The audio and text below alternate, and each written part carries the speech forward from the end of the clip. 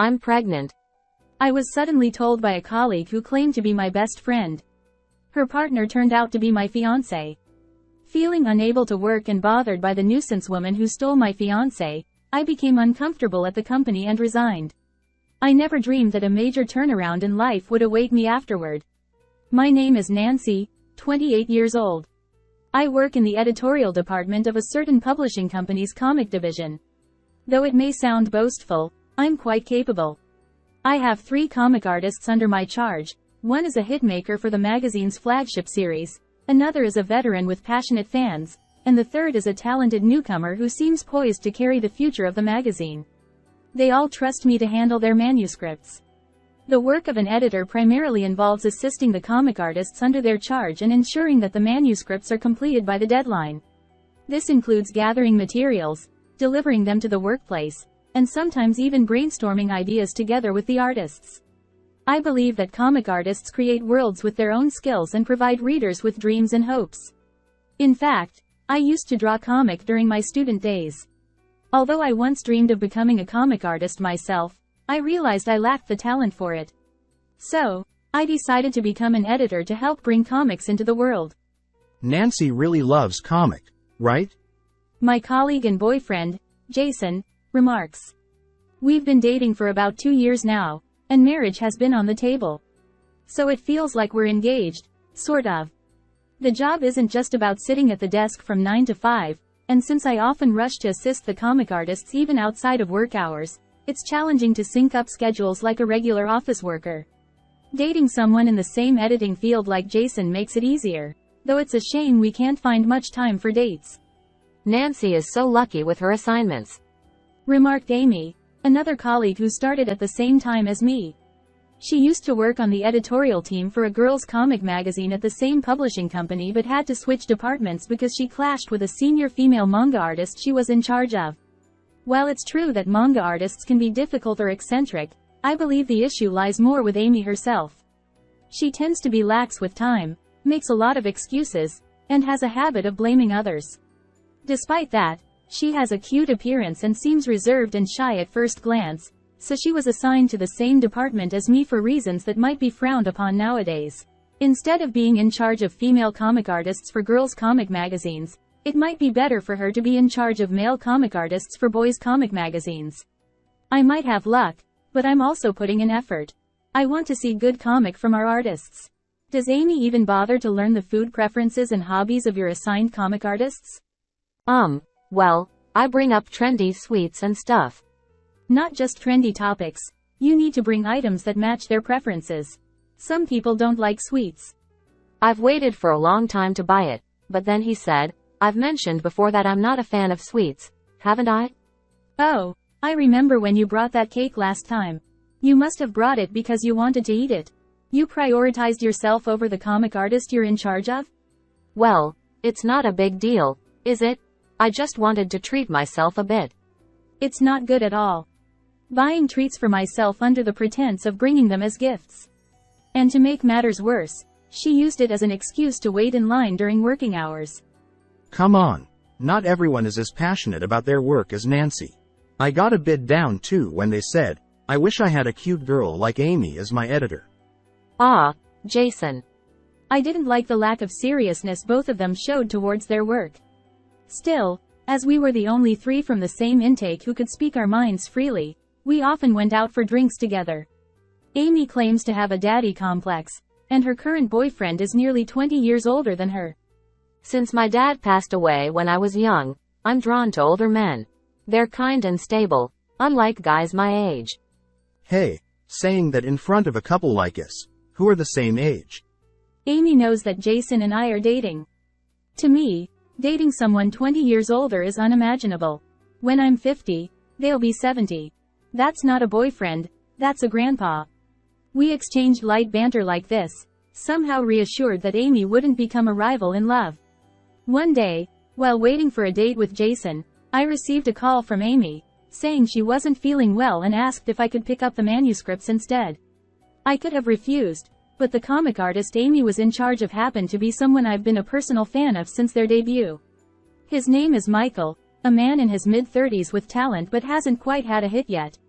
I cancelled my date with Jason and headed to pick up the manuscripts. Oh? You're Nancy, right? What happened to the usual person? Even though I had never been in charge of him before, I was happy he remembered my name. Amy isn't feeling well, so I came to pick up the manuscripts instead. Ah? She's often not feeling well. But is she really that fragile? Is she okay? I've never heard about Amy having health issues. It seems she sometimes uses being unwell as an excuse and gets turned down for favors.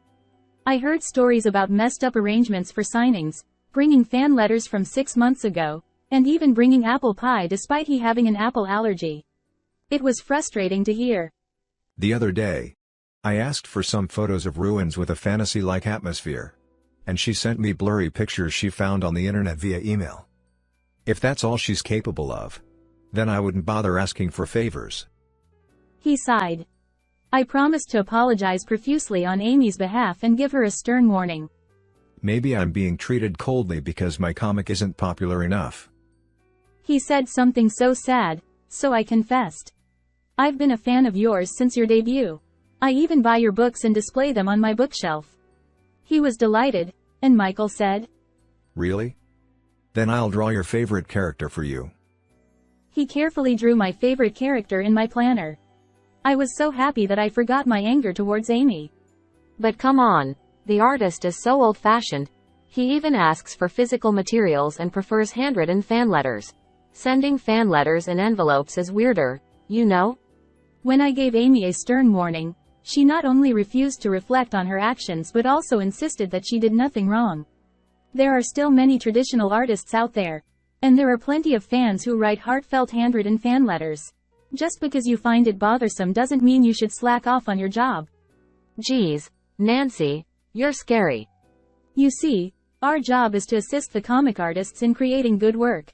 It's not just about interfering with allergies or being a nuisance. It's about being harmful. But I didn't know. It's not my fault. That's a lie. Michael said he had communicated properly. Just then, Jason arrived and interrupted the conversation. What's going on? Seems tense. Ah, Jason. Nancy keeps saying mean things to me. She said, making gestures of crying without shedding a tear and pleading with Jason in a sweet voice. Amy, did you mess up again? It's not about messing up or making a mistake. I'm talking about your attitude towards work. We don't need an editor who causes trouble for the comic artists. Hey, that's going too far. Don't blame others based on your own standards. I never thought my fiancé would take Amy's side. Looking back, I think our relationship was already falling apart at that moment. We had different perspectives on work and different priorities. I should have ended things with Jason then and there, but I still had lingering feelings or thought it was fixable, so I couldn't bring myself to cut ties with him. After that, Amy was removed from being Michael's editor. It was because Michael had spoken to the editor-in-chief about changing editors, but because he didn't want to cause trouble, he didn't tell Amy the truth. Amy assumed I had snitched on her to the editor-in-chief. How could you? Snitching to the editor-in-chief. Huh? I just gave you a warning. I didn't snitch. Then why am I being removed as the editor? The fact that you replaced me is proof enough. That's right. Michael told the editor-in-chief. If possible, I'd like Ms. Nancy to be my editor. This news made me incredibly happy, but it only fueled Amy's misconception that she was removed because of me. Having 4 comic artists to manage seemed a bit daunting to me, so I discussed with the editor-in-chief and decided to assign Amy to handle the Hitmaker comic artist. This artist operates in a production-style format, with plenty of staff handling tasks like gathering materials and event coordination, so there wouldn't be any deadline issues. In reality, the editor's responsibilities would be limited to picking up manuscripts and bringing treats, so I thought there wouldn't be any trouble even if Amy took over. Amy seemed pleased with this arrangement. It might actually be lucky. Michael isn't that well known, and a lot of people don't even recognize his name. But from now on, everyone will know him once you mention his name, right? She was in high spirits, and it seemed like her anger towards me had disappeared, but it actually irritated me quite a bit. I'm sorry if my request to the editor-in-chief caused trouble with your colleague. Michael said this to me when he first came to the workplace after I became his editor. I didn't know how the news had spread, but such conversations tend to circulate quickly. No, I'm happy to be your editor. I'll do my best to make up for any trouble Amy caused. Just let me know if you need anything. When I said that, Michael replied, Thank you. I hate to ask so soon. But could you find an assistant for me? I asked Amy a while ago. But I thought there should be a limit to not doing any work. I arranged for staff who could draw illustrations that matched Michael's style and wouldn't disturb the workplace atmosphere too much. Since Michael was single and meals during work were mostly delivery, I arranged for someone to cook meals, and when I was present, I even treated everyone to homemade dishes. Since there wasn't a manager-like figure, I took on as many of the daily administrative tasks as possible. this is amazing. Whenever I request materials, you always provide exactly what I need. And I've had much more time to draw comic. I was happy to be appreciated like that. Michael's artwork wasn't flashy, but it was incredibly skillful, with a unique worldview and humor that attracted a dedicated fanbase. And I was one of them. Although he was the type who preferred to spend time on intricate details, I thought he must have had a tough time dealing with trivial matters and a shortage of assistants. Perhaps because he had more time and mental space, the popularity of his ongoing series was increasing, and I received praise from the editors as well. One day, Jason said, We need to talk. and we made plans to meet for a meal. Was it about marriage? Or maybe it was about breaking up. Either way, I felt it was time to clarify things. However, when I arrived at the agreed-upon restaurant, Jason and Amy were sitting side by side. It was odd because they weren't facing each other. Despite my confusion, I took a seat across from them. Nancy, I'm pregnant. She blurted out as soon as I sat down. Huh? It's Jason's baby. What? But what about the older man you were dating? Oh, him. We broke up ages ago. Amy replied, leaning closer to Jason beside her. But I thought you weren't interested in guys your own age? I used to think that, but there's no reason to put limits on love. What? Then Jason spoke up. I want to start a family with her. Sure. Huh? Whether it's a family or a nudist colony, it's your choice. If that's all you had to say, I'll be leaving now, I said, getting up from my seat. Wait. I feel bad about this. Jason exclaimed. I'm sorry, Nancy. Amy added. They both said this half-heartedly. Amy's smug expression at that moment made me inexplicably angry. It's fine. You two suit each other, I said. But Jason, with a crestfallen expression, spoke up. I grew tired of your attitude. Just because you're good at your job doesn't mean you can look down on others. I didn't mean to, but Jason seemed to feel that way. I wasn't looking down on anyone. It's just a difference in our work ethic. So, you two are a good match, I said before leaving the restaurant. I didn't feel sad. I felt frustrated, not because I lost my beloved fiancé, but because that Amy had stolen a man from me. I think I should have ended things sooner. Remembering Amy's triumphant face made me feel incredibly uneasy. Apparently, Amy plans to continue working even after getting married. While our editorial department doesn't pry into personal matters, most people know that I used to date Jason. Suddenly, there was a change in our status as a couple. People seem to enjoy gossip like this, and there were all sorts of speculations flying around. I became known as the woman whose fiancé was stolen by a coworker. I don't remember becoming friends with Amy, but she's probably spreading rumors about me left and right. I knew he was my best friend's boyfriend, but I couldn't help falling in love with him. She cried, seemingly playing the role of the tragic heroine. No, it wasn't just Amy. Jason also seemed to say something like, Nancy's attitude toward Amy was terrible. Seeing that made me drift away, and I felt like I had to protect Amy. Apparently, I'm the unbearable, nasty woman who harassed my former best friend Amy at work, stole the comic artist she was in charge of, and got dumped by my fiancé. Well, considering they know my usual work ethic, I doubt anyone believed all of it. Still, I felt uncomfortable. And I had to face those two every day. Nancy, I'll give you the wedding invitation. You'll attend as a colleague, won't you? When Amy handed me the invitation, I made up my mind to quit. I won't be attending as a colleague anymore, I said, handing in my resignation letter prepared by the chief editor. The chief editor tried to persuade me and asked to talk in a separate room. I love this job, and I love the comic artists I'm in charge of. But continuing to work here like this is tough for me, I said to the chief editor. The chief editor then told me, to be honest, it's more painful to lose you alone than both of them. Can you reconsider? It's obvious that those two aren't highly regarded. I appreciate your kind words, but I think it'll take some time to rest my mind and body. I declined. I informed the comic artists I was in charge of about my resignation with some treats. They were all disappointed, and one of the artists even said they would like to work together again after their current series ended if I decided to move to another publishing company. Michael thought he was the reason I decided to quit and apologized so much that I felt sorry for him. I was also very happy to work with you, Michael, so I'm really disappointed. I sincerely felt that way. We were doing so well and gaining popularity, so I wanted to help even more. Then Michael said this. If you don't have plans for your future work, would you mind if I asked you to be my manager? Huh? Since you've been in charge, my work has been so much easier. And I've gotten used to it. So I think I can't do without you, Nancy. I'll pay you the same amount as you're getting now. Oh. But if it's too much, I might not be able to afford it. He was stumbling, but it was a heartfelt invitation. And he was originally one of my favorite comic artists. I'd love to. If you're okay with me, please let me help. And so I became Michael's manager. Michael found out that my salary was much lower than he had expected, but it wasn't a problem. Despite his usual absent-minded demeanor, Michael never compromises when it comes to his manga.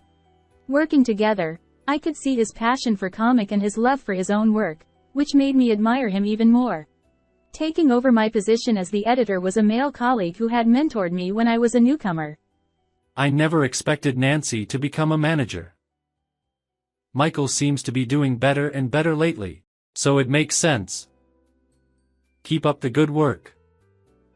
I won't say anything extra, but I'm sure the editorial team will recognize your presence here eventually. I understood that it's already a small industry, and it didn't bother me. All I wanted to do was create good work with Michael. One day, Michael approached me with excitement. Hey, Nancy. Lately, the popularity of the female characters has been rising. It's thanks to you. You gave me various advice. Michael's comic featured incredibly cool male characters, but I felt the female characters lacked depth. I have no clue about women's psychology, so I'm grateful. This cutesy character. I think she's such an unpleasant girl. But drawing her is fun. And surprisingly, she's popular. That's true. In comic, a cunning attitude might ironically be refreshing. But in real life, having someone like that around is awful. She's actually modeled after Amy, the previous editor. Oh. I see. She's the one. When I mentioned that, Michael burst out laughing like a child. Isn't this girl modeled after you, Nancy? No, that's not it. I'm not that cool, and rather the ideal woman. Is it?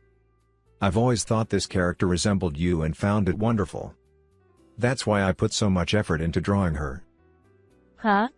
I was happy to think that he saw me that way, and I couldn't help but feel excited, wondering what the difference was between that and a confession. Does that mean you think I'm wonderful? Eh? Did I say that? Oh. I did. Sorry. Is that weird? He looked apologetic and a bit downcast, which I found cute. Oh, not at all. I love your comic, but I also admire your attitude towards work. I respect and like everything about you. Despite Michael's bear-like appearance, he seemed far more wonderful to me than Jason ever did. The sales of the comic book were excellent, and an anime adaptation was decided. It was featured more in the media, and there were more interviews. As a manager, it was a happy uproar. I had completely forgotten about Jason and Amy, but I had to visit the editorial department for some business. Come to think of it, did they get married? Thinking that, when I arrived at the editorial department, there was Amy, her belly noticeably bigger. "Oh, long time no see." I greeted her cheerfully, but she just glanced at me and quickly left. After handing over some legal documents to the chief editor and being invited for tea, we moved to the cafe area. Man. It's been tough since you left. The chief editor sighed. The hitmaker comic artist Amy was in charge of got angry. What? That artist? Who's stable no matter who's in charge? I was surprised. Apparently, Amy had angered the artist by suggesting, "Why don't you go digital? Everyone does these days." I apologized profusely. And now I'm handling it. Amy is just organizing materials. Well, she's not doing that properly either. But we can't fire her just because she's not good at her job. She's all set to take maternity and childcare leave. With that, the chief editor sighed again. The reputation of Jason isn't great either. I handed him the veteran comic artist you used to handle. But he keeps comparing himself to you. Complaining that he's not attentive enough or that he's slow at work. And I keep getting complaints. Saying this, the chief editor dropped his shoulders with disappointment. While I feel sorry for him, there's nothing I can do about it. I'm relieved to hear that the newbies are being taken care of by competent editors. As I was leaving, I passed by the materials room and saw the two of them talking. They weren't working, as usual. Jason noticed me and said with a bitter expression, "Long time no see. Looks like you're doing well." "Thanks to you. Things are busy with the anime adaptation confirmed and talks about a game adaptation, but I'm fulfilled." I replied with a smile, to which he clicked his tongue in response. I couldn't believe I was engaged to a man like him. "Oh, by the way, I'm marrying Michael. I'll be supporting him as both his manager and partner from now on." I added. "Eh?" Jason exclaimed. "Are you kidding? That artist has been making a ton of money lately." Amy reacted incredulously. I was surprised she responded to that. Neither of them congratulated me. "To top it off," Amy said, "He was my responsibility. That's unfair." saying something incomprehensible. So I decided to tell a little white lie. "Well, yes. We're planning to have a grand wedding and reception, and we're thinking of going on a round-the-world honeymoon. We're even considering buying a big house for our new home," I said, showing off a large engagement ring adorned with precious gems. The ring was the only truth, the rest was all made-up lies. Well, they weren't entirely impossible to achieve, though. Seeing Amy's genuinely frustrated expression eased my nerves. "Michael is such a tacky guy. Like a bear, right?" Jason said in frustration. "He's truly a small-minded man. He's a wonderfully talented and charming bear. 100 times better than you," I replied truthfully. "Well then, farewell. I wish you both happiness," I said as I walked away, leaving behind the sound of the two of them arguing. Later on, it turned out that Amy had been presented with evidence from the wife of the older man she used to date and was being sued for damages. Turns out, her partner wasn't single after all. As for Jason, he mentioned, "The child in her belly might not even be mine." "But you never know until the baby is born." Given that everyone was already giving the lazy and unmotivated couple side-eye, I couldn't help but wonder if they would have an even harder time at the company with such scandals surfacing. But knowing how shameless they are, it's hard to say. Either way, I couldn't imagine a bright and happy future ahead for the two of them. A luxurious wedding ceremony, reception, world tour, and a big house. Huh? Are we going all out? Michael said with a laugh after hearing my story. "I know you're not comfortable with flashy things in public. The world tour sounds appealing, but I don't want to disappoint the readers by taking a break from the serialization. As for where to live, anywhere will do," I replied. Got it. How about we take an extended vacation around the world once the current serialization ends? Michael suggested. "That sounds like a plan. Let's take lots of photos for reference," I said. You really are like a mirror for editors. But from now on, it's okay for you to be a bit more selfish as my wife? Okay? Michael said. It's amazing how my partner says such things. Just creating a world together in a co-MC makes me happy enough, but I feel like I'll be even happier if I go beyond that. It feels like a miracle.